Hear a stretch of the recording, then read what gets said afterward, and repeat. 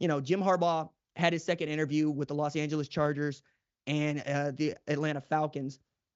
Okay, assuming that he is not going to be the head coach of the University of Michigan in 2024, what happens then? Sounds like Jesse Minter would follow him to wherever it is he is in the NFL, and then you got a new head coach at Michigan. And this is significant because there have been just 8 head coaches at Michigan in the last 70 years, right? And I think that's kind of wild, especially when you think of 2 of those guys are Rich Rodriguez and Brady Hoke. No shade, I'm just letting you know that's also what it's been. I mean, it's been a difficult job for somebody to take, and frankly, we've seen people that don't get to keep it for very long, and we get to see it has turned out a whole bunch of folks that perhaps, put it another way, let me go at it this way. Jim Harbaugh took that job in 2015. It took 6 years to get it going in the direction that Michigan fans thought it should go. And that's Jim Harbaugh, who, by anybody's estimation, is one of the best football coaches we got in the sport. It's a tough place to win, man. I know that we've been talking about them being national champs, and I know that I have been talking about them being the number 1 ranked team, at least in my top 25, basically since like week 4, right, of last year. But the reason that I kind of look at them the way that many people you looked at Washington is it's difficult to win there. You have to play outstanding defense. You have to run the ball, and you have to do something they didn't really show that they had the ability to do until late in the season, which was win from behind. That wasn't the kind of team that Jim Harbaugh generally liked to build. And frankly, that's not the kind of team that Michigan usually fields. They want to run the football on you. They want to win games that are maybe close on the scoreboard, but not when we're talking about in the trenches. And yet he was able to do that. So whomever you pick to go to follow Jim Harbaugh, it's going to be in a great spot. We know that, right? That's the nicest thing I can say about Jim Harbaugh. He's going to leave the place much better than when he found it, which is what he wanted. But if you are, say, Sherrone Moore, and that is the guy that you go get, which is the smart thing to do, because you don't ever know what you're going to get in head coaches when you're going through these hiring cycles. And if you know you got a guy, don't be coy about it. Just hand him the keys. And you know you got a guy because that was the man that everybody was behind playing against Penn State when Jim Harbaugh couldn't be there, right? Among other things. It's also a man that has shown himself capable of building the most important part of, I think, any major college football team, and that's the offensive line. His offensive lines the last 3 years have been amazing.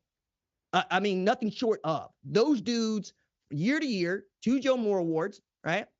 And then a national championship. He's got 7 guys in that room in 2023 that all might get drafted in 2024. Guys want to transfer in to play for him. And you don't get to see that with offensive linemen all that much because they're such valuable commodities and you're going to try to keep them as happy as you can. And Sherrone Moore is an inspired play caller. Like, he's running gadget stuff that I don't want him to run. And I love gadget stuff. That usually I'm like to do, hey, run that Sooner special. You know what I'm saying? Run your throwback. Run your double reverse. But I'm looking at Sherrone Moore doing, hey, dog, don't do all that. Hand the ball to Blake Corum. Hand the ball to Donovan Edwards. Have some play action passes for J.J. McCarthy to throw. Yet he's still going to put Alex Orji in there, and and say, hey, we're going to have some plays for you. And I think the players have responded to that. Now, hiring an offensive guy to be your head coach is one thing. Who's going to be your defensive coordinator? That's another question altogether.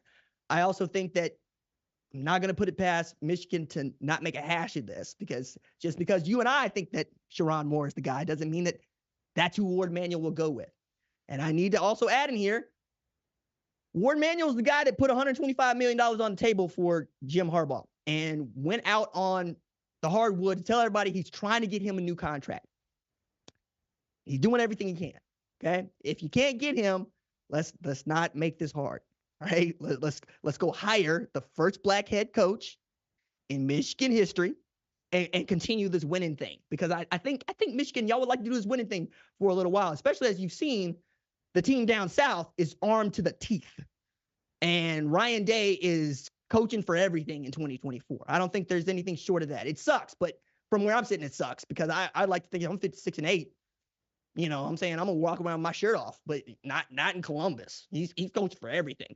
So if you know all that, give Sherrone Moore or whomever it is that you choose the best opportunity to run it back in 2024. Because then We need to talk about Michigan being truly unstoppable in our sport.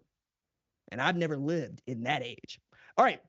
That is going to do it for tonight's live episode of the #1 college football show. We will be back Thursday, unless, of course, Jim Harbaugh decides to tell us all what he plans to do in 2024.